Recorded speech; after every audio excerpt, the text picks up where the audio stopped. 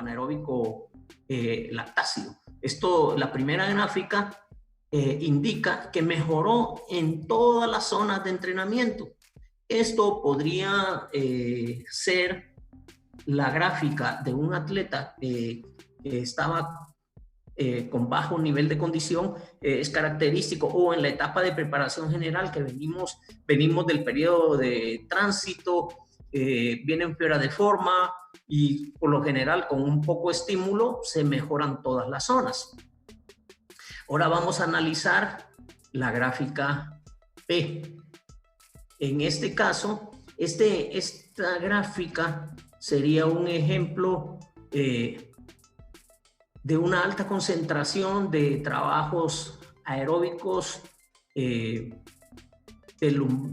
umbral, y como en la natación podríamos llamarle del A1, el A2, el A3, hubo muy poca mejora. Esta gráfica la esperaríamos este comportamiento al final del periodo de preparación general, donde ubicamos grandes volúmenes de trabajo pero de baja intensidad, porque observamos que al inicio de la temporada, o cuando hicimos el primer test, la curva 1, vemos que tuvo un mejor desempeño, un mejor resultado que la curva 2. Aquí la curva 1 significa el primer test, la curva 2 significa el segundo test.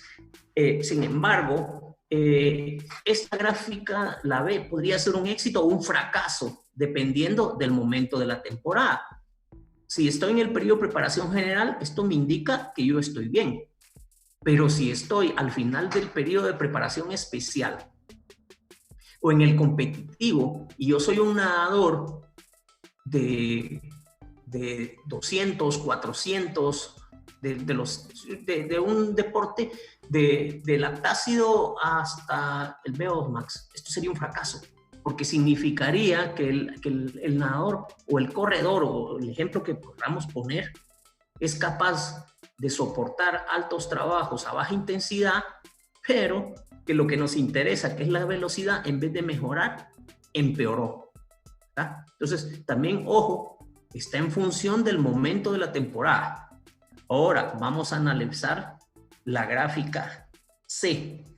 Vemos que hubo ligera mejoría en la parte aeróbica, ¿verdad? Hay un desplazamiento, no como en la curva A, pero sí hubo una leve mejoría. Y luego vemos que arriba de los 4 milimoles, donde estamos hablando VO2 max y tolerancia y potencia lactácida, una mejoría significativa. Si nosotros estamos, si esta gráfica corresponde a un deporte donde el resultado deportivo depende de la mejoría de intensidades arriba de los 4 milimoles de lactato, y estamos en un periodo de preparación especial o competitiva, nos indicaría que nuestro atleta va muy bien, ¿verdad? Esto sería genial. Ahora vemos un comportamiento de la curva de la D. Aquí vemos un comportamiento un poco diferente, que va a ser un éxito si el nadador al que se le aplicó el test de lactato es un nadador de velocidad. Vemos que la curva 2 en la zona aeróbica empeoró.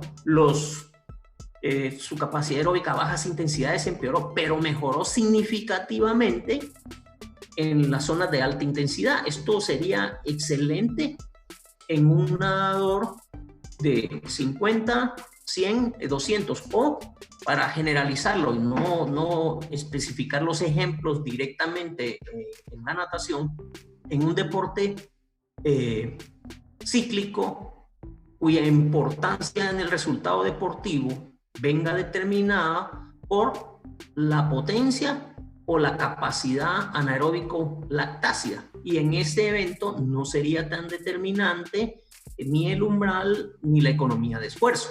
Ahora, si esta gráfica, la D, corresponde a un evento que sea de una duración de 15, 20 minutos, ojo, sería preocupante porque empeoró la capacidad aeróbica, ¿verdad? Entonces, vemos que esto lo estamos relacionando con la primera gráfica que les puse al inicio, donde estaban los sistemas energéticos. Por eso les decía yo al inicio de la clase que es determinante, que es muy importante tener claro cuál es mi deporte, cuáles son las necesidades energéticas, cuáles son los comportamientos que nosotros buscamos de la curva, en este caso o en este ejemplo. En el caso si fuera fútbol, yo no soy experto en fútbol, pero hay cuestiones que son de lógica. Si, por ejemplo, el portero no está mejorando su potencia, obvio que no va a poder hacer bien su papel. Si tenemos las características, las necesidades del comportamiento o las necesidades de rendimiento de un defensa, son muy diferentes a las necesidades de un volante, ¿verdad? Entonces, tenemos que ir nosotros juntando todas estas variables que vamos viendo para que los test que estemos utilizando nos den la información que necesitamos. Y luego, una cosa determinante es el análisis de resultados para la toma de decisiones. Bien, vamos a entrar a otra pequeña parte. Vamos a ir un poco ahí acelerando un poquito, nos queda media hora. Vamos a hablar de la clasificación de los tests. Existen test directos o test indirectos. Los test directos básicamente son los test que se realizan en laboratorio y los test indirectos son test de campo. Por lo regular, los test de laboratorio son realizados en el caso de Guatemala o desde nuestro contexto. Los test de laboratorio, los test directos son realizados por el Departamento de Ciencias Aplicadas. Y los test de campo son los test que nosotros utilizamos dentro del entrenamiento. Aquí en el ejemplo que estamos viendo aquí, vemos una determinación de consumo de oxígeno. También podemos determinar la velocidad aeróbica máxima por analizador de gases, o podemos usar dos tests. Aquí voy a explicar dos tests diferentes para determinar el VO2 max o determinar la VAM.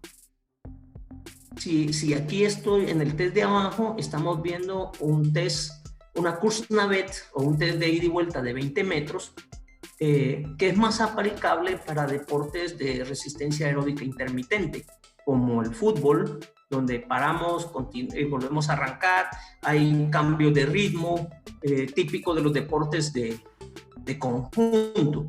Y un test progresivo como podría ser un Layer-Boucher de la Universidad de Montreal, que se hace en una pista de atletismo conificada con un cardiofrecuencímetro, ¿verdad? Esto estamos hablando de un test de campo. Si nosotros hacemos un test de un RM incrementando el peso hasta llegar a un RM, estamos hablando de un test de campo. Ahora, si estamos hablando de una determinación de los niveles de fuerza con un encoder midiendo la relación de la curva tiempo-velocidad, estaríamos hablando, en el caso de la fuerza, de un test de laboratorio. Bien, otra forma de clasificar los tests son test invasivos y test no invasivos. Aquí en el ejemplo estamos viendo un test de lactato con análisis, con un lactímetro. Sabemos que tenemos que pinchar al atleta, sacamos una gota de sangre, la analizamos en el lactímetro. Y luego ahora están saliendo tecnologías para la medición de lactato no invasivas. No sé cuántos de ustedes tuvieron la oportunidad de estar en la clínica que dio el fisiólogo español la vez pasada, donde pudimos ver que ya existen aparatos que pueden medir la cantidad de lactato por infrarrojo en la piel. Entonces, cuando nosotros hacemos una extracción, estamos hablando de un test invasivo. Cuando no hay una extracción o, por ejemplo, una biopsia muscular, es un test invasivo. Si nosotros hacemos un test de salto para poder determinar el tipo de fibra muscular, estamos hablando de un test no invasivo. Bien, vamos con otros conceptos. Cuando hablamos de control del entrenamiento, dice que el conocimiento de la carga de entrenamiento se puede realizar mediante la utilización de índices externos, pero por otro lado, se intenta ver la repercusión que tiene el entrenamiento sobre el organismo con índices externos. Estamos redundando un poco porque esto ya lo vimos, pero sí es muy importante que nosotros tengamos claro que al final lo más importante son los índices externos, porque los índices internos, porque los índices internos son los que nos indican las transformaciones o los efectos que está teniendo dentro de nuestro organismo. Recordemos nosotros que la metodología del entrenamiento y la fisiología van totalmente de la mano, porque nosotros a través de la metodología del entrenamiento, lo que nosotros estamos haciendo es aplicar métodos para lograr transformaciones, y esas transformaciones deben estar en función de las necesidades y las características de nuestro deporte. A través de los índices internos, nosotros podemos evaluar si la carga de entrenamiento que estamos aplicando, el atleta la está asimilando o no la está asimilando. Recordemos que la carga de entrenamiento tiene su clasificación. Una carga nula, que no causa ningún efecto. Una carga óptima, que es la que logra las transformaciones que nosotros necesitamos, y una carga excesiva, que es la que supera la capacidad de adaptación del organismo. ¿Y cómo nosotros vamos a poder determinar si la carga externa que estamos utilizando es la adecuada? Pues a través del análisis de las variables de las repercusiones internas. Derivado de esto, vienen las siguientes preguntas en función de lo que íbamos viendo. Primero, ¿qué controlamos? ¿Qué tipo de variables vamos a controlar? Las variables que vamos a controlar son las que son determinantes en el resultado deportivo de mi deporte. Luego viene la segunda pregunta, es ¿cómo controlamos esas variables? El control de esas variables va a estar en función también de las facilidades tecnológicas que nosotros tengamos. O, por ejemplo, no es lo mismo si yo soy un entrenador de grupos que hacen deporte por salud, que si soy un entrenador de alto rendimiento que tengo el apoyo de un laboratorio de ciencias aplicadas. Lo importante es que nosotros, en función del conocimiento que vamos logrando o que tenemos, buscamos las herramientas para controlar esos parámetros. Seguimos con las preguntas. ¿Cada cuánto realizamos los controles? Esta pregunta ya les di la respuesta anteriormente. Cada variable determinante en el resultado deportivo tiene su tiempo. Por ejemplo, los atletas con los que yo trabajo, que son atendidos por el Departamento de Ciencias Aplicadas, pues tenemos controles de nutrición semanal, pero estos mismos atletas hacemos determinaciones de FTP o del umbral de potencia funcional, lo hacemos cada 8 semanas. Cada test tiene su tiempo. ¿En función de qué? El parámetro que nosotros vamos a tomar de referencia es el tiempo que necesita la variable que voy a evaluar para lograr la transformación. De nada sirve, por ejemplo, en el caso de los deportes de resistencia, hacer evaluaciones cada 2 semanas o cada 3 semanas, ¿Por qué? Porque la resistencia es la cualidad condicional que necesita mucho tiempo, incluso años para lograr transformaciones. Entonces van a ir ustedes determinando cada cuánto van a hacer los controles en función de la variable que van a evaluar.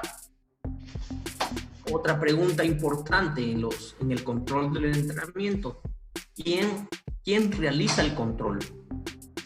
En mi caso, con los atletas que trabajo, hay controles que los realizo yo. Son los test indirectos o los test de campo, pues esos los realizo yo directamente. La evaluación psicológica, la evaluación morfofuncional, lo va realizando el Departamento de Ciencias Aplicadas. El VO2 Max, cuando lo hacemos en laboratorio, pues lo hace el Departamento de Ciencias Aplicadas.